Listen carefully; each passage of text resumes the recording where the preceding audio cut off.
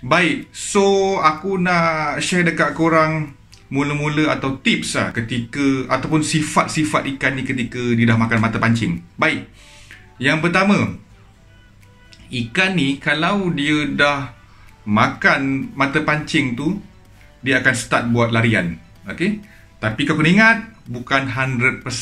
Bukan macam jenahak ke, boron ke kan. Boron lagi lah, kau dah dapat terus ditekan bawa masuk lubang kan. Tapi once kau dapat control over the game, then the game is yours. Tapi not Cobia ni, arwah tasik ni. Sebab dia akan sentiasa mencabar korang sama ada dia menang atau kau yang menang. Baik, sebab biasa bila dah makan pancing dia akan start bawa larian. Larian dia ni dia tak ada orang kata sikit-sikit atau kecil-kecil anak. Once dia tekan, dia rehat kejap. Dan kau ada peluang lah untuk kau reel in. Tapi talaan atau setting spool tu memang kau kena ngam-ngam. Sebab apa? Kau jangan ingat bila kau dah boleh pump dia tu kau dah menang. Tak, sebenarnya dia hanya berehat sekejap. Lepas tu dia akan tekan. Memang dia akan buat pecutan yang ni. Tapi ingat, yang itu belum 100%.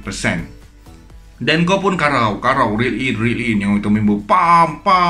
Tapi kena ingat lah apa-apa, aku tahu kau pun memang bab tailing atau apa setting atau talaan drag ni memang dah bagus dah.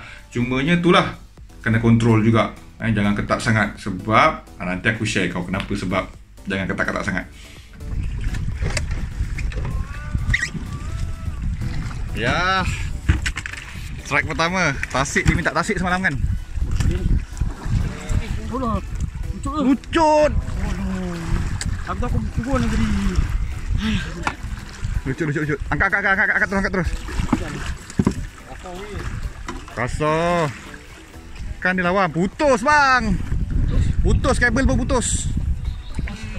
Tengok, tunjuk sikit. Tapi kan nampak.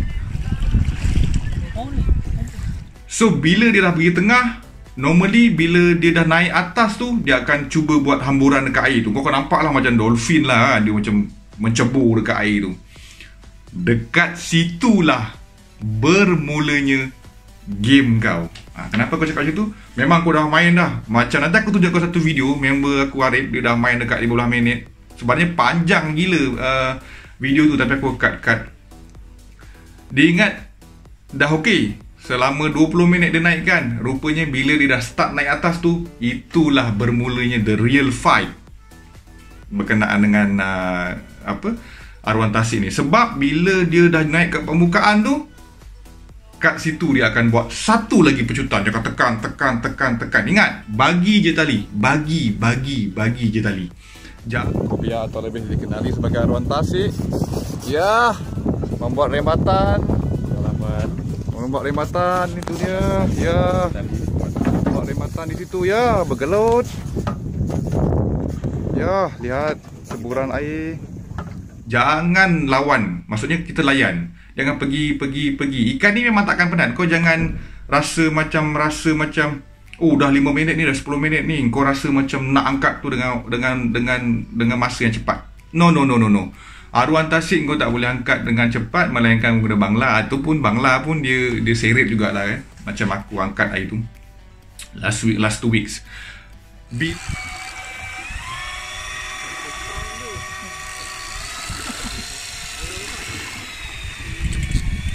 Woi, besar tu. Ni apa? Tasik. Tasik mi kau tasik mi. Dia minta kapal selam ni. Dia minta kapal selam kan dapat. Ready mi. Ya.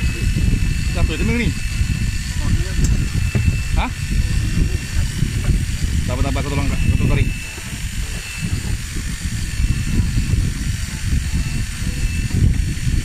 Wah. Steady. Bila dia dah naik, dia akan tekan.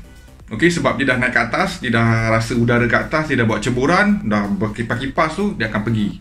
Layan, bagi lagi. Dia slow macam biasa, pump. Nanti dia akan tekan lagi. We are not talking about short term punya fight. Dia ni memang lama. So consider kau layan je, biar je. Jangan yang member yang lain tu pun kalau boleh nampak je member rasa macam tu arwah tasik, minta tolong kerjasama, angkat dulu. Angkat. Jangan korang pun sibuk nak jigging. Tak, arwah tasik ni dia pusing keliling bot, ikut suka hati dia je. So korang jangan kacau fight tu. Kalau boleh, InsyaAllah ada rezeki lain, korang pump. Naik je dulu, simpan. Aku nak korang enjoy the fight, enjoy the moment. Bagi semangat pada kawan tu. Kadang-kadang mungkin baru first time dapat Kobia ni, kelang kabut sikit. Sebab Kobia ni memang dia akan psycho kau. Dia memang akan buat kau gelabah pada pemula lah.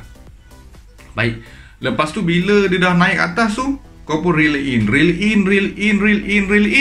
sampai dah dekat. Kemudian berlakunya fasa ketiga kan. Pertama daripada bawah, kedua dah naik atas, ketiga. Fasa ketiga tu aku boleh kata pecutan terakhir. Mungkin 30% atau 20% lah dia punya kudrat tu dia simpan dekat situ. Bila dia nampak engkau ataupun mancing. Bila dia sedar ada orang, dia akan cuba buat pecutan terakhir.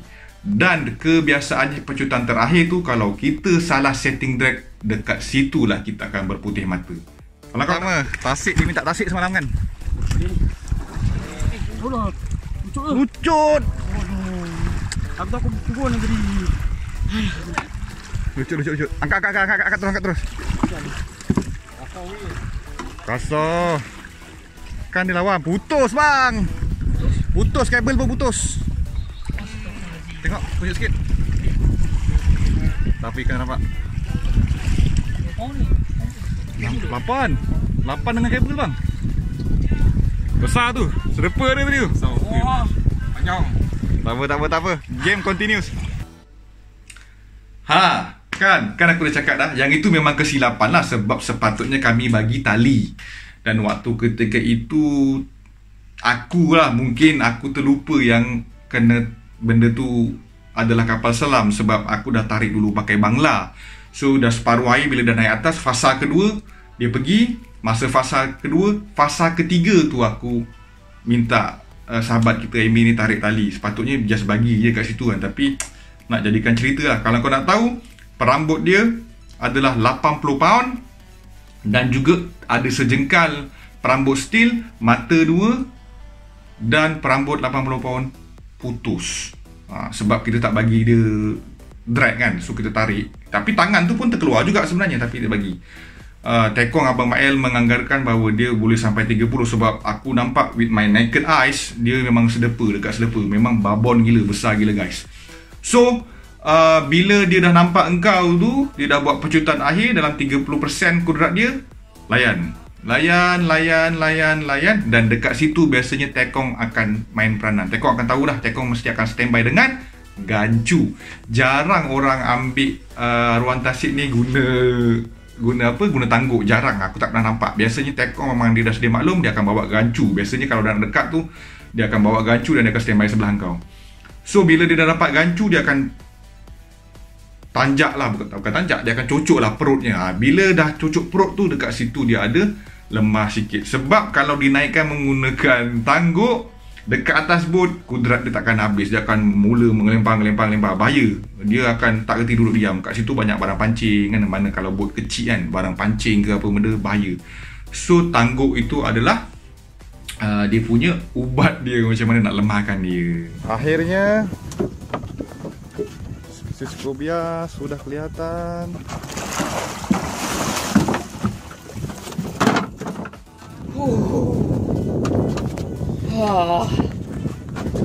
Kobia berskala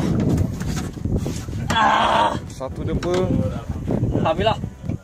Akhirnya berjaya.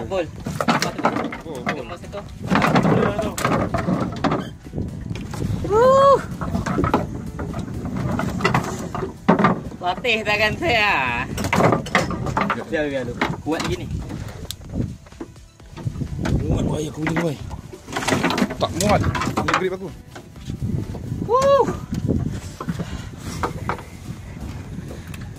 Okay guys, dekat situ kau berjaya win the battle. So itulah sedikit tentang pengalaman ataupun perkara yang perlu kita tahu bila kita berhadapan. Mula-mula kita cerita tentang arwah tasik, kemudian kita tengok sifat-sifat dia dan kesilapan kalau kita gagal untuk control the game. dan caralah macam mana kita nak angkat arwah tasik tu. Okey, aku rasa itu saja. Aku dah celoteh panjang juga aku celoteh ni kan. Itu saja. So hopefully benda ni dapat memberikan korang semua manfaat dan juga sedikit perkongsian. Aku bukan nak mengajar, aku nak share je tentang kesilapan aku supaya tidak diulangi oleh rakan-rakan di luar sana. Sesungguhnya menentang Kobia adalah satu pengalaman yang manis yang perlu korang dapatkan. InsyaAllah aku doakan kepada Ilahi semoga ada rezeki nanti korang akan dapat battle dengan arwah tasik. Baik, itu saja daripada Cakup. Terima kasih. Stay true to your heart and keep reeling. Assalamualaikum.